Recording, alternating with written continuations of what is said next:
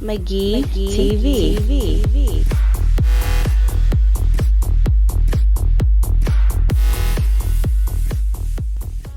Welcome back, loyal McGee TV viewers. I'm Mike. In this review, I'll be taking a look at the Final Fantasy 15 Platinum demo for PlayStation 4. The Final Fantasy series holds a special place in my heart. When I was a very small child, my father purchased the first game for the Nintendo Entertainment System. I remember looking at the box art and thinking about what it would be like to be transported to a magical place. When watching him play the game as a child, I was surprised by the amount of text that was involved in the game. I was used to playing things like Mario and Zelda where there was very minimal text in game at all. This was the first time that I really had to read something to understand what was happening, to read a story basically. Reading the commands, understanding how the inventory system worked, making purchases and things like that, saving your game. The only experience I'd had prior to that was Zelda. So it was a very interesting experience for me to play the very first Final Fantasy game. It was truly the first RPG game that I really got into. The only thing I'd really played previous to that was Dragon Warrior. And it didn't have quite the story that Final Fantasy had. I felt like there was many more places to explore in that game. It was a bigger world. I do have to say, in these earlier 8-bit games, you didn't really have as grandiose a story as what you would have later on. For me, I can remember when Final Fantasy VII came out for the PlayStation. That was the game that sold me on the PlayStation. I had to have that game. I remember I was in high school at the time. I was a freshman. And I pre-ordered it, and I got this t-shirt right here. And I've gone through a lot of trouble to try to preserve this shirt and keep it in nice condition. When the reboot for Final Fantasy comes out, I intend to wear this shirt on the day that I pick up the game. So the Final Fantasy series, it holds a very important place in my history, my personal history of playing video games. And deciding to make this review video, one thing that kind of struck me, the demo's been out for a little while by now, but Square Enix has a promotion going on right now. It's a bonus for people that pre-order the game directly from the Square Enix website. It's called Carbuncle Surprise. If you purchase the game from Square, whether it be the basic version of the game, the standard version, or the premium edition or the collector's edition, regardless of which version of the game you purchase, whether it be PlayStation 4 or Xbox One, you're entered into a contest for a weekly drawing. The drawings are going to have prizes such as lanyards, phone cases, exclusive DLC, and the grand prize is a media entertainment center. So quite an exciting promotion, something you would definitely want to check out if you haven't pre-ordered the game yet. I haven't pre-ordered it yet, and I'm seriously considering it. So without further ado, let's go ahead and get into this review. I just wanted to show you the back of my shirt right here. As you can see, it's got Cloud Strife right in the middle holding his famous Buster Sword and an Only on Sony PlayStation logo. I really love the artwork right here. This is truly one of my favorite t-shirts.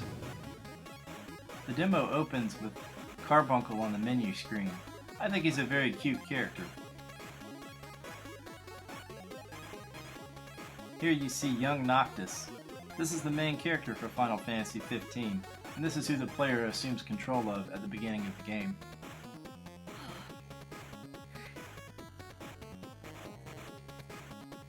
As you can see already, it's a very beautiful game. Very lush visuals with very colorful graphics.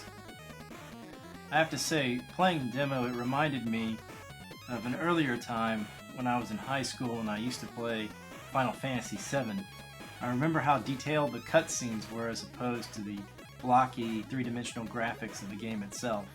I wondered when would we see the day when the actual in-game graphics looked as good as those cutscenes. And here, I'm happy to report with Final Fantasy 15 we have reached that day. This is an incredibly detailed environment with characters that are just as detailed as what we would have seen in cutscenes back in the late 90s in games like Final Fantasy VII and Final Fantasy VIII. I'm highly impressed with the lighting effect that Square Enix has showed off in this game. Noctis, he walks around collecting these light orbs. Every time you collect one, it adds to a total. There are platforms that you find throughout the level that activate different switches. These switches trigger events that happen. As you can see right here, this particular one unlocks a creature crawling across the landscape right there. And then he disappears. Noctis controls very smoothly throughout the environment. It's quite reminiscent of playing Tomb Raider and other third-person action-adventure games.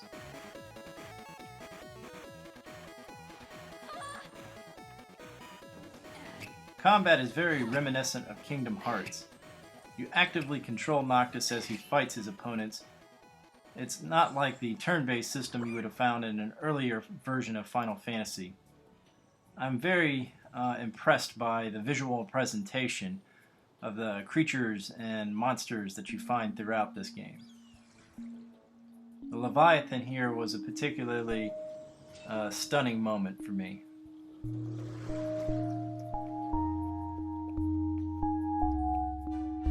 The second part of the dream sequence has Noctis reduced to a much smaller size as Carbuncle sort of towers over him.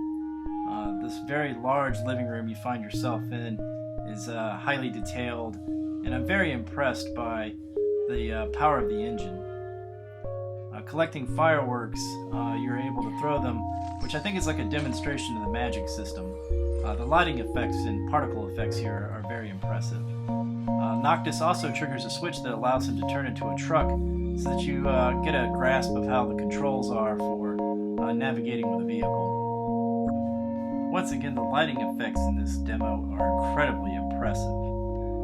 Noctis can trigger different changes in the time of day by walking across certain switches. Surely this is a visual tour de force for Square Enix.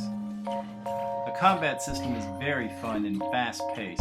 I found it quite rewarding to switch different weapons and try out the different attacks available to Noctis. I once again just really can't stop raving about how beautiful the graphics are in this demo. I really enjoyed exploring this room where Noctis is reduced drastically in size. Just looking at the teacups and the candles across the table as I'm combating tiny little foes. It was really reminiscent of some of the movies I enjoyed in the 80s, such as Honey, I Shrunk the Kids. The fantasy element here is really quite impressive. At one point in the demo, I found this ball that Noctis can move around just by bumping into it. I had fun just knocking it off the table and rolling it around on the ground. I was impressed by the physics in this game. Exploring the area, I also found some more touchpads that allowed Noctis to transform into different vehicles. I really like this vehicle right here, this car that looks like it belongs in the 1930s. I sort of felt like Al Capone driving around in this thing. Really like the color too. Green's actually my favorite color. In the third dream sequence, Noctis awakens to find himself standing in a Parisian-styled city. I was highly impressed with the architecture as well as the detail that is found in this city. Stepping on the various switch plates throughout, you can change the weather and time of day, once again just showing off the impressive engine that Square Enix has developed for this game. One particular interesting point in the demo is when Noctis steps on a touch plate that allows him to transform into a monster. In this particular playthrough, I got a crocodile-like monster with sharp teeth and large jaws. The character controls much slower and rougher at this point. I found this to be fun, a nice change of pace. The monster was very capable of dispatching foes. In a later playthrough, I got a different transformation and Noctis turned into something that was resembling a cross between a deer and a giraffe. I found the nighttime effects to be very impressive with regard to the lighting. The entire city takes on a different character at night as opposed to the day. And also with different weather patterns affecting the way the city looks as well. Stepping on a touch plate can drastically change the time of day very quickly. I had a lot of fun exploring the city as Noctis, searching around for different switch plates to hit to trigger different events in the environment, just taking in the beauty of the city. It had a really old European charm to it. It took me back to a place when I was in high school and reading about Paris and looking at pictures in the history textbooks that I studied in high school. At one point I found some soccer balls that Noctis can kick around.